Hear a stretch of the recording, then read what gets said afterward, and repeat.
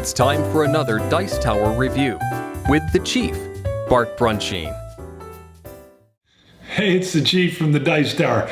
Today we're going to look at the second edition of Police Precinct. I've already done a video on the very first one, Kickstarter. Hello. All right. Ole Steinus. Cooperative game, or you can have a trader in there. It's so hard. I don't ever play with the trader. I can barely win when it's regular. Just a couple quick shots. You got a double-sided board with what's called the Unterbelly, so it's a brand new kind of city layout, and then they redone the graphic design on the original layout, so it's a little bit easier to figure out where everything's at, and color coordination is real nice. They also added more officers that you can play with. And just stiffen up some of the card stock and some different things. So it's I love my first edition. There are a couple typos. All that's been fixed in this one. For those that already own the first edition, there's a kit that'll fix this. And for those that have never had it and wanted a shot, this is your second edition to go get. They even got a cool thing. Hello, crime scene tape. If I can get the box off. Second edition. Let's go in and take a look at you. This board, take a look at you, take a look at this. This board is humongous. It's very big. Big play space. You better have a big table. Right back. All right, Police Precinct second edition. Think of this more as an unboxing. I'm going to explain a little bit of stuff, but I literally just got this a few days ago, and I'm not going to go through a whole play of the game. None of the rules have changed. Please go watch the original video if you want to know some more gameplay.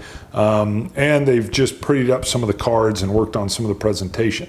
That being said, let me walk you through this board. This is the Unterbelly. I'm going to zoom out a little bit, then I'll walk you through. The Unterbelly, you can kind of tell by this here. This is like the reverse side of the board. The other side has got some graphical improvements, but it plays the same. Everything's changed around a little bit here, and this is considered kind of the harder board.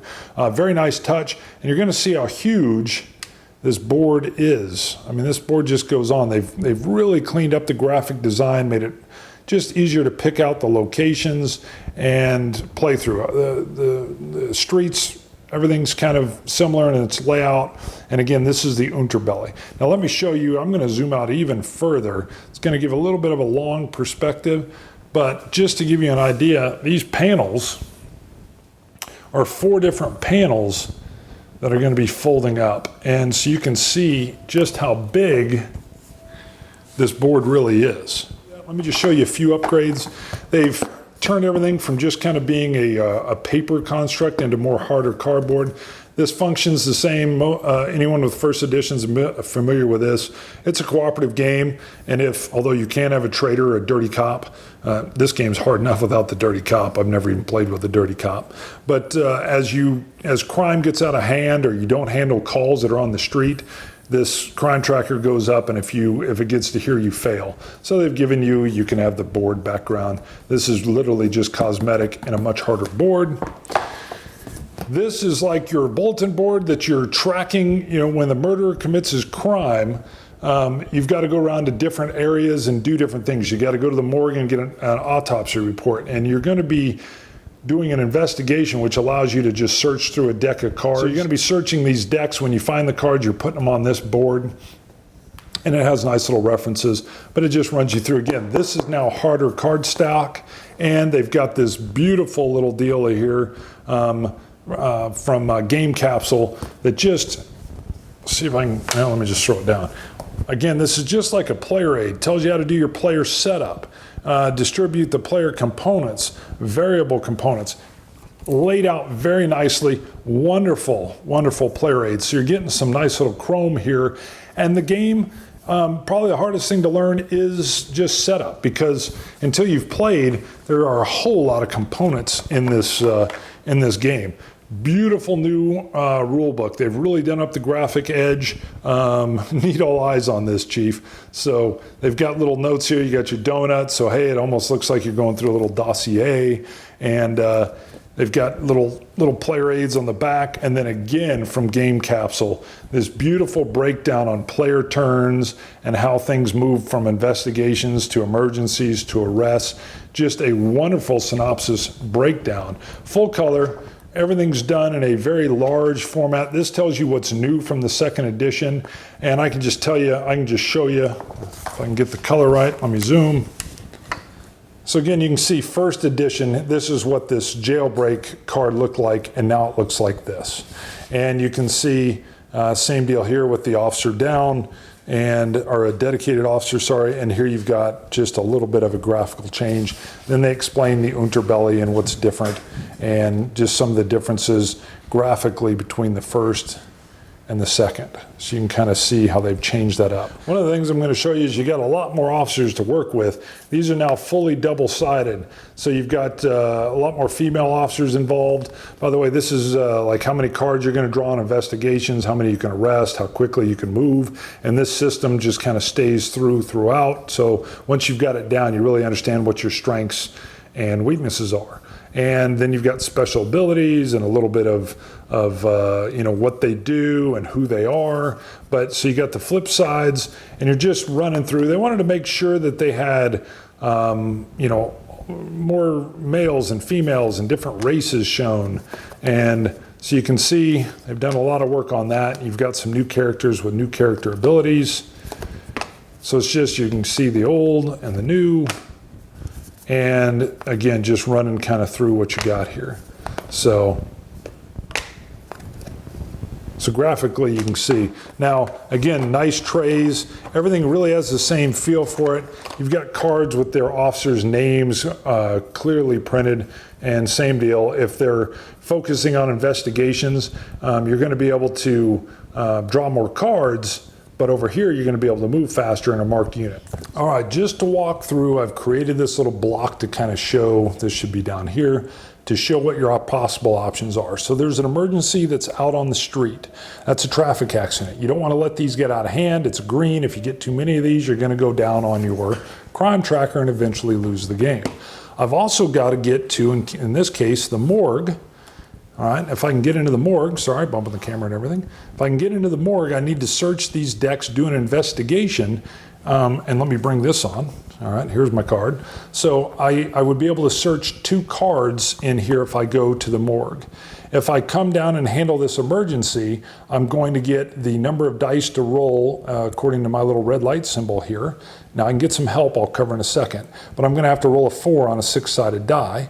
And if I wanted to arrest street punks or thugs, it's how many die I'm going to roll on the handcuff. And again, I can get help. But when you roll, the more thugs that are in an area, the harder it is. So I've got these decisions to make. Now, you can't drive past the accident, so I'd have to come around this way. I'm in a patrol car and have enough room. So if I came over here and I didn't get any help, now by help, let me show you. Everybody has these cards, and you can see if somebody helped me with this one, they could literally pitch in and say, hey, I'm going to help you. I get to normally search 2 of these cards. Now I'm going to get to search 2 more. Someone could pitch in on the accident and give me another die to roll because of this emergency symbol. And here I got handcuffs, and someone could come in and say, hey, I'm going to pitch this card in. Now, when they pitch the card in, all you're looking at is this. So it's kind of, you're helping somebody else out on their turn. If you use these cards on your turn, you get to do whatever the text is. So it's a very nice flavor, ability, really lends to the theme of the game. So if I come here and somebody's pitched in, hey, you're going to get to search 2 extra times, I would literally just pull these over. If you're playing with the dirty cop, you do this a little more secretly. But I would, hey, there's nothing here. They're still working. Boom, I turn this one over. Hey, there we go. We've got time of death. You're trying to collect these. There's 2 in this deck here, and it tells you on your little worker board what you're looking for. But you're going to be able to collect it. Let me just grab it. And it's going to go down underneath your morgue report. So it's going to sit right here. Hey, there's my time of death. And you're collecting these little cards as you go around to the different areas on the board. Now, there's also some deals on, hey, certain people say you don't shuffle. Normally when my turn is done and I've searched that deck, I'm going to shuffle this up so it's all randomized again. So it's very nice, very cool. So let's say I go over to the street punks. I drive past the morgue, say I really need to deal with these guys. Somebody throws in a little handcuff deal. I roll 2 dice. Hopefully I get more than I get 3 or better, and they're off the board. You don't want the punks to run rampant, or if I come over and I deal with this, I just need to get a 4, 5, or 6. Boom, I've handled the accident, it's solved, take it off the board, and go handle it. once I've done my action, so I've moved, I've performed an action, there's a whole list: investigate, arrest, handle emergencies. You can do some different upgrades, things I didn't show, but this is the kind of the context of performing an action. Then you're going to draw a police card. So there's a deck of police cards, and that's where you're going to collect these at that point in time. Now there's certain bad little events that go on that might prevent you from drawing these, start to hamper you, and that motivate you to go clear up a certain type of crime or whatever. But normally you're going to get to draw one of these in, they're going to help you. And then you're going to draw another random event. So you're going to draw on an event. You're going to sit here and say, okay, there's smugglers. It's telling you at a certain location. You're going to roll a die and it's going to tell you to put it in the warehouse. Let's just imagine this is a real bad block and we rolled a 1, corresponds to this area. Boom. You're going to come in and say, hey, there's smugglers in here. And now we've got another crime that's in this blue realm that we're going to have to go solve. And that's really the end of my turn. Now there's donuts, and you can pitch donuts in and help people. You can use donuts to help you do stuff. You can go to the police precinct and train. There's all this other stuff you can do, but that's it in a nutshell. Woo. All right, we're back. I'm a cop, so I've got to tell you, first of all, I don't read true crime fiction and all that kind of stuff. So when I first got Police Precinct, I backed it because it looked kind of cool, and I'll admit, they used a little bit of my likeness, although I asked the artist to make me look younger and better looking, and it ends up that one of the guys in my game group said that the character doesn't look like me at all. So I know I referenced that last time, but he's correct. So I'm older and uglier than the guy in here. But on gameplay, all right, and I got a couple cop buddies that have gotten into board gaming. What this does that is very much like police work is the juggling act. A murder happens. So the murder happens, you've got to investigate the murder, and there's a lot of different aspects to it. The morgue, the crime scene, witness statements, where's the murder weapon, all right? While that's going on, the city's still running. Car accidents are happening. Bank robberies are going on. Cars are being stolen and you're getting into pursuits with them. Shoplifting's going on. And so you've got to continue to manage the street while you effectively investigate this crime. That is exactly what's going on in the street. You've got a lot of balls that you're juggling in the air, and if you can't handle the street or the gangs or street gangs, they'll start getting out of control. And you still can do some training in here that'll make you a little bit better at what you're doing, but is there time to get that training in? I mean, so what this does well is that feeling of we've got to do a lot of different things and we're having a hard time managing our time to get them done. So, and traffic accidents got traffic snarled and we can't get through there to even go deal with that gang problem that's happening 2 blocks away. Yes, yes, yes. All right. And then your ability of one cop's better at making arrests with street punks, but the other one's better at doing investigations. And the guy in the investigations, well, that player decided he wanted to drive a cop car so he'd get places faster. Well, that's cool, but if you were in the unmarked car, you'd get a little bonus for when you're doing the investigation. So there's all this blending and things that go on, and you're moving them around the board matters and working together. I've never really had an alpha player in this, although it helps to just kind of, I'm usually the guy saying, hey, this is kind of our current situation. Do what you want to do. So that's how I try to get around Alpha Gamer. But you have to sit down and plan this. Otherwise, things get out of hand real quick and the murder gets away or crime gets rampant and you lose everything on the crime tracker.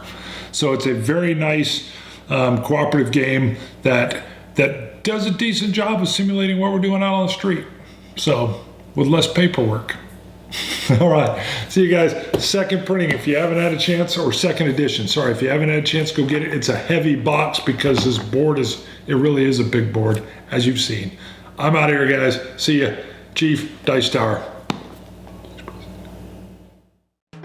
Thanks so much for watching the Dice Tower videos. Find more great videos and reviews, as well as our top-rated audio podcast at Dicetower.com. You can also find other great shows at Dicetowernetwork.com. I'm Eric Summerer, and you've been watching The Dice Tower. The Dice Tower is sponsored by Cool Stuff Inc., where you can find great games for great prices. Cool stuff in stock. Check them out at CoolStuffInc.com.